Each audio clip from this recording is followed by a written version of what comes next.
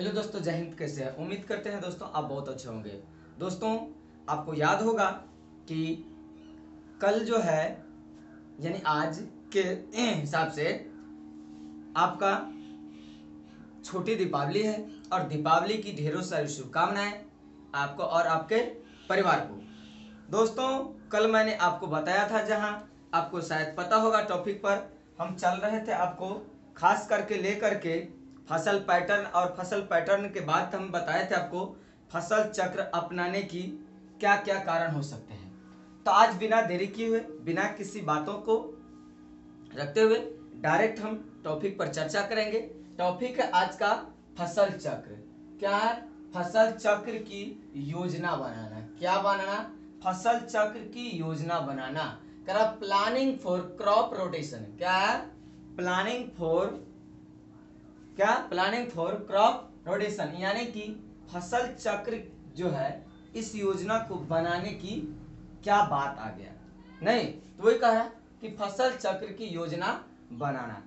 कोई भी काम बिना योजना के बनाया जाता है तो पूरा लाभदायक नहीं साबित होता है, कोई कोई खराब हो जाता है। इसलिए काम करने से पहले थोड़ा सोच विचार लिया जाता है कि क्या आगे भविष्य के लिए सही होगा या नहीं होगा। यहाँ पर कृषि की बात की जा रही है। हमारा क्लास जो है निरंतर चलता आ रहा है, केवल कृषि पर आधारित। तो ध्यान देना है दोस्तों, तभी आपको भी मजा आएगा जब आप वीडियो को पूरा अंत तक देखिएगा, पूरा प्रोग्राम को समझिए, तभी आप समझ पाइएगा बातों को। प्रोग्राम को पहले समझिए तब बातों को समझिएगा, और नहीं समझिएगा तो फिर बेकार हो जाएगा। वही है। तो कह रहा है कि प्राय एक वर्ष या 2 वर्ष, 3 वर्ष कहिए, क्या कहें, 1 वर्ष 2 वर्ष 3 वर्ष के एकांतर क्रम में फसलों को बदल बदल कर खेत में बोया जाता है। सही बात है। इस साल ये फसल लगाए, चलिए अगला साल दूसरा फसल लगाए, नहीं, दिक्कत चल रहा है, अनाज की बड़ा दिक्कत है। एक ही फसल लगातार बो दिया, 2 साल के बाद चेंज किया, फिर नहीं मन भरा, नहीं से भाई ऐसा नहीं चलेगा, फिर बदल दिया। तो ये क्रम जो है क्रमिक खेतों में अक्सर किसान भाई लोग करते रहते हैं। तो किसान का माइंड जो है बहुत एक्टिव होगा, तभी तो वो हमेशा अपना दिमागी प्रयोगों से खेला करते रहते हैं। इसके लिए जो कृषि वैज्ञानिक है उन्होंने कुछ सुझाव पेश किए हैं किसानों के लिए कि 1 वर्ष में क्या बदल बदल कर करना चाहिए, दूसरे वर्ष, तृतीय वर्ष। 3 क्रमिक को हम आपको बताएंगे। 3 टॉपिक पर 3 क्रम टिका हुआ है, आपको तीनों क्रम को देखना है। सबसे पहला आता है 1 नंबर में आपका है 1 वर्षीय चक्र। 1 वर्ष में क्या क्या कर सकते हैं आप? मक्का और मूंगफली को बदल सकते हैं, मक्का के बाद मूंगफली। दूसरा में अगर देखा जाए धान और गेहूं, न कहता धान कटता है तो गेहूं बोआएगा, अक्सर धान के बाद गेहूं ही किसान बोते हैं। कोई कोई गेहूं धान जो जिस खेत में होगा, धान से पहले उसमें अक्सर देखते होंगे कि पटुआ भी लोग रखता है, मूंग भी रखता है, ऐसा भी होता है। लेकिन कुछ किसान इस चीज को भी अपनाते हैं, चलिए भाई गेहूं धान कटता है तो क्या करें, गेहूं ना बो करके मक्का भी डाल देंगे, तो ऐसा भी चलता है। बात आते हैं 2 वर्षीय चक्र में। तो 2 वर्षीय चक्र में क्या कर सकते हैं, मक्का के बाद सरसों, मक्का के बाद सरसों, सरसों के बाद फिर क्या, गन्ना और मेथी। ये क्रमिक चलता रहता, 3 महीना का खेती। लेकिन एक बात आपको ध्यान में होना चाहिए कि गन्ना और मक्का ये लंबा समय लेता है। क्या करता है, ये दोनों लगभग 6-6 महीना का समय लेता है उपजने में, तो इसको थोड़ा करना कठिन होता है। लेकिन जिसके पास अधिक खेती है, पूरे भारत में सर्वाधिक गन्ना उत्पादन करने वाला राज्य उत्तर प्रदेश है। आपको ये बात मालूम होना चाहिए। टिहरी गढ़वाल जो योगी आदित्यनाथ का घर है ये पड़ता है। तो ये सब क्षेत्र में अच्छा खासा उपज है। और कुछ देख लिया जाए तो काशीराम की पार्टी जो है आजाद समाज पार्टी, जय भीम की नारा देने वाला जो है जय भीम पार्टी, तो इसका भी जो है सहारनपुर के क्षेत्रों में भी अगर देखा जाए नहरों के द्वारा सिंचाई होती है और उस क्षेत्र में भी अच्छा खासा गन्ना उत्पादन होता है, सहारनपुर। उसके बाद बात करेंगे मऊ में, मऊ में भी होता है, कोई बात नहीं। तो इसमें दूसरा तो ये हो गया मक्का और गन्ना, इस लंबे समय लेकिन मेथी और सरसों इस ठंड के मौसम में अक्सर देखे होंगे कि सितंबर अक्टूबर में बोया जाता है, सितंबर अक्टूबर में बोया जाता है और लगभग जो है जनवरी से फरवरी के बीच में अच्छा खासा सब्जी साग निकल जाता है सरसों वरसों का। यहाँ तक सरसों का साग तो छठ में एकदम आ जाता है, आने वाला है 7 तारीख को, तो छठ में सरसों का साग, कद्दू चना की सब्जी छठ व्रत करने वाले औरत लोग खाती है बड़े शौक से नहीं, एक पर्व का पकवान ही समझा जाए, माना जाता है। अगला कह रहा है दूसरा में मक्का गन्ना और आलू मटर। एक बात बताइए, मक्का और गन्ना का संबंध आलू और मटर से कंपैरिजन करना बहुत ही थोड़ा कठिन हो जाता है, लेकिन खेती करने वाले इसको 2 वर्ष में कर लेते हैं। अगर लगातार 2 साल आलू रोप दिया, मटर रोप दिया, तो बीच बीच में देखिएगा क्या करते हैं कि आलू रोप दिए हैं, आलू जब लगा हुआ बीच में क्या करते हैं, मक्का डाल देते हैं। क्या करते हैं, बीच में मक्का डाल देते हैं, यानी कि आलू जब उखड़ेगा तो वही मिट्टी क्या होगा, फिर कहां चला जाएगा, मक्का का लाइन में चल जाएगा। ऐसा भी होता है अक्सर।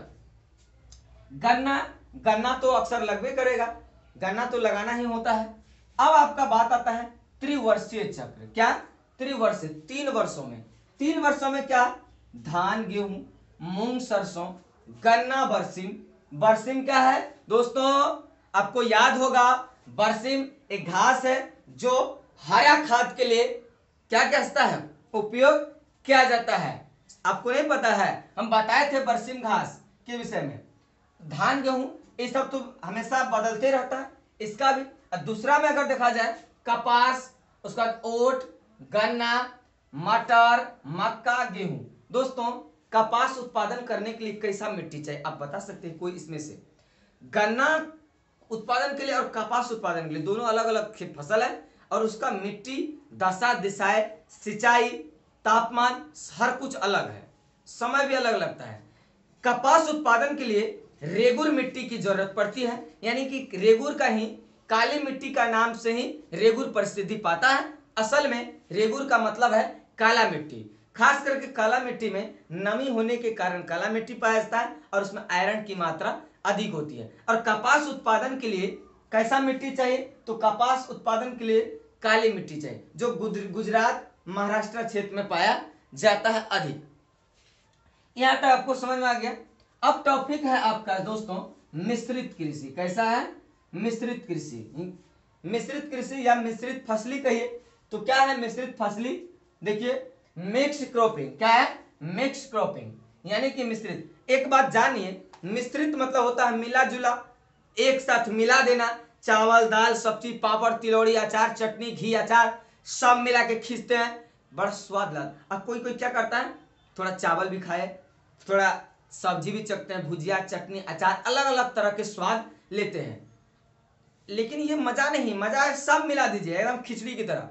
खेती में भी किसान क्या करते हैं, देखे होंगे, बाप रे बाप, आलू रोपा तनी गजरो छीट देते हैं, मुरई छीट देते हैं ना, इहो में न होगा, एक साइड में चलते हैं तनी धनिया बो देते हैं, धनिया भी बो देते हैं ना। तो यही कृषि जो है फेटा फेटी कृषि, यानी एक साथ में कई आइटम के बो देना, मिश्रित कृषि कहलाता है।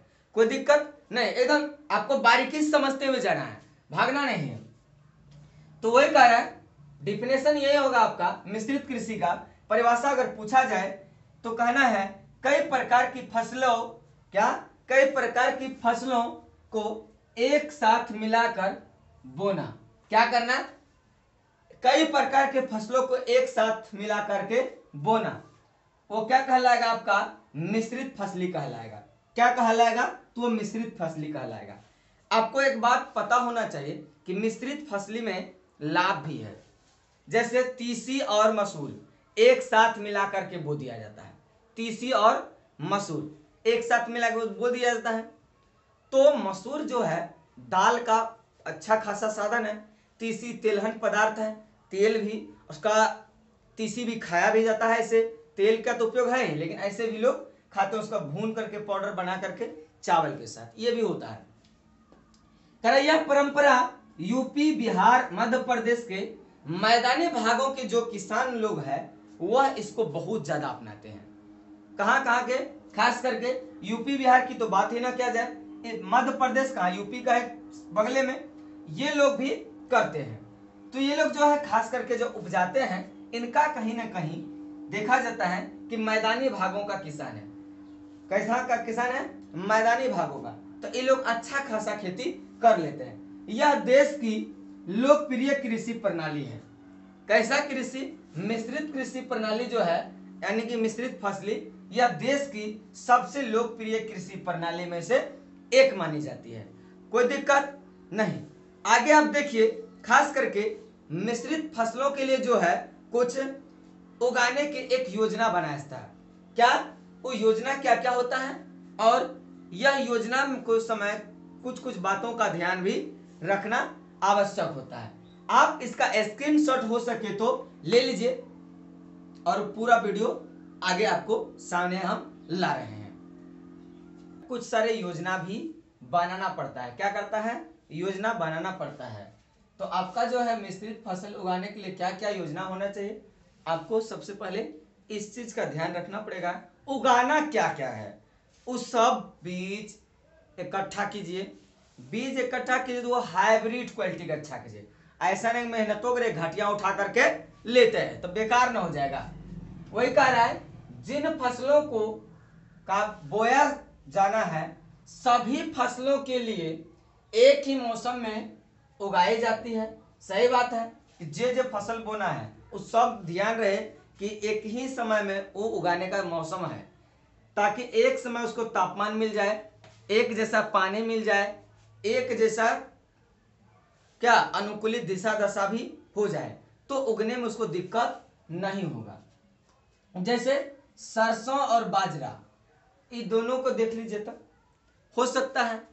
देखिएगा, सरसों बाजरा होता ही है, साथ में चना और अलसी, सोयाबीन, ये सब जो है एक साथ उगने वाला सब फसल है।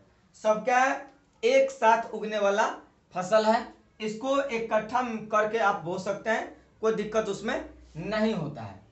एक बात आप देखे होंगे, गौर किए होंगे, किसान लोग सरसों अलग से भी बोते हैं, गेहूं अलग से भी बोते हैं। कुछ लोग जो है सरसों गेहूं के साथ भी बो देते हैं। पहले गेहूं बो देंगे, उसका सरसों छिड़ देते हैं। तो गेहूं जो है थोड़ा छोटा पौधा होता है सेब, लेकिन सरसों का पौधा थोड़ा लंबा होता है। तो किसान लोग क्या करते हैं कि जो पहले उग गया उसको पहले काट लेते हैं। क्या उखाड़ लेते हैं, जड़ें खींच दिए, जड़ खींचा जाए और छोटा वाला जो है फसल का वो बच गया, तो वो फिर धीरे धीरे अच्छा खासा उत्पन्न तो हो ही गया दोनों एक साथ, बल्ले बल्ले मजे मजे तो हो ही गया। अब बचा ही क्या? कुछ तो बचा नहीं। बचा यह कि आपका मेहनत बचा। तो धान काटना, गेहूं काटना, एक के साथ सरसों काट लीजिएगा तो और अच्छा बात है। तो पीटिएगा दिक्कत हो जाएगा, तो मिल जाएगा दिक्कत हो, लेकिन मिला हुआ बो सकते हैं, लेकिन फिर रख नहीं सकते, मिला के दिक्कत हो जाता है, फिर अलग करने में दिक्कत हो जाएगा। तो ये कह रहा गेहूं के साथ सरसों अक्सर बोए देखे होंगे। आलू के साथ अरहर, क्या? आलू के साथ अरहर, आलू अरहर के साथ बाजरा, आलू अरहर, और आलू अरहर के साथ फिर बाजरा। ये सब अच्छे समूह है। क्या है? इस सब अच्छा समूह के उदाहरण दिया जा सकता है। आप लोग ये सब पढ़ाने का चीज है रे, सब तो घरेलू किसान के बाल बच्चा तो ऐसे ही सब जानता है। पढ़ने की जरूरत नहीं, बस खेला है समझने की। अगर आप समझ गए तो मजा मजा, नहीं समझे तो फिर जीवन भर सजा ना, ये होता है। अगला कह रहा है मिश्रित फसली हेतु आवश्यक बातें हैं। कुछ शर्त होता है कि एक साथ अगर बो रहे हैं तो कुछ आपको ध्यान में भी रखना पड़ेगा कि आखिर इससे नुकसान ना हो जाए। इस सब बात को तो आपको जानना जरूरी ना है। करा एक साथ बोई जाने वाली, खास करके जो एक साथ आप बोइएगा इस सब फसल का, आपको मुख्य रूप से जीवन काल अलग अलग होना चाहिए। नहीं कि गेहूं काटे के समय सरसों भी काट दे। सरसों पहले कट जाता है, बाद में गेहूं कटता है, तो मिला के तो बो दिया जाता है, पानी तो एक साथ ही खा लिया, लेकिन कटने का काम जो है वो अलग होता है ना। देखते हैं पहले सरसों खिंचा गया, 10-15 दिन 20 दिन बाद, महीना दिन बाद तब गेहूं कटता है, ऐसा भी होता है ना। अभी गेहूं लगा नहीं, लेकिन सरसों अभी लग गया कई जगह, तो सरसों पहले कट जाएगा अगर मिला के बोएगा ये तो समझ आ तो गया। फिर भी वो पहले कह रहा कर। दोनों फसलों का ऊंचाई अलग अलग होना चाहिए।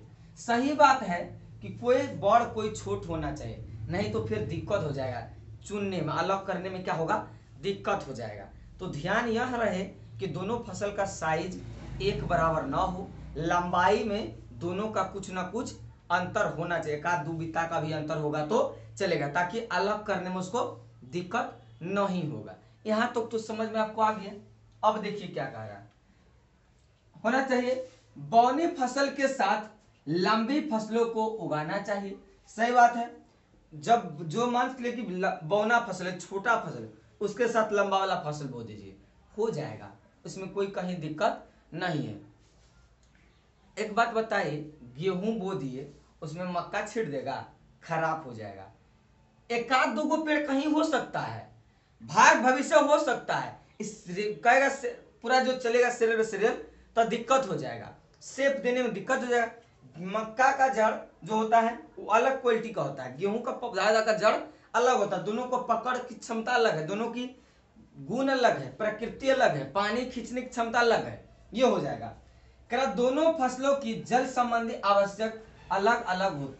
सही बात है, दोनों का अलग अलग होता है। मान से एक आध को फसल कट गया तब पानी डाला गया, तो जो छोटा वाला उसको फिर मजे मजे है, उनका भी लाभ हो गया, नुकसान कहीं नहीं है।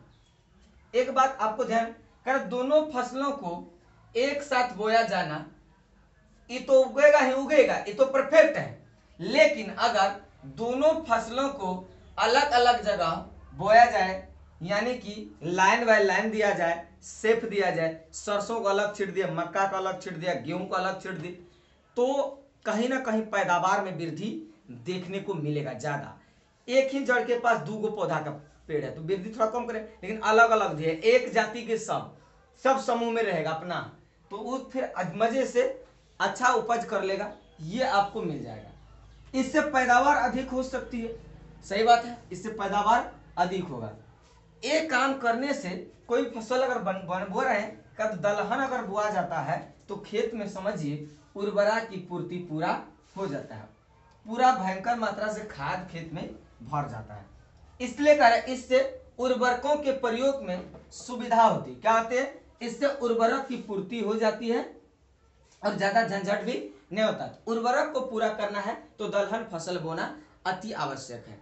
इतना तक तो आज आप मुख्य रूप से समझ लिए। आज का पूरा क्लास जो आपको मिला, खास करके फसल चक्र बनाने की योजना, क्या चला, फसल चक्र योजना बनाना, दूसरा आपको चला मिश्रित फसलें। तो आने वाले दिनों में हम आपको बताएंगे फसल सुरक्षा प्रबंधन। क्या बताएंगे, फसल सुरक्षा प्रबंधन। तो खूब अच्छे से दीपावली मनाइए, आप अपने परिवार के साथ आनंद कीजिए। आपको ढेर सारी शुभकामनाएं एम द आर्ट क्लासेस की ओर से। आप सभी best of luck. Thank you so much.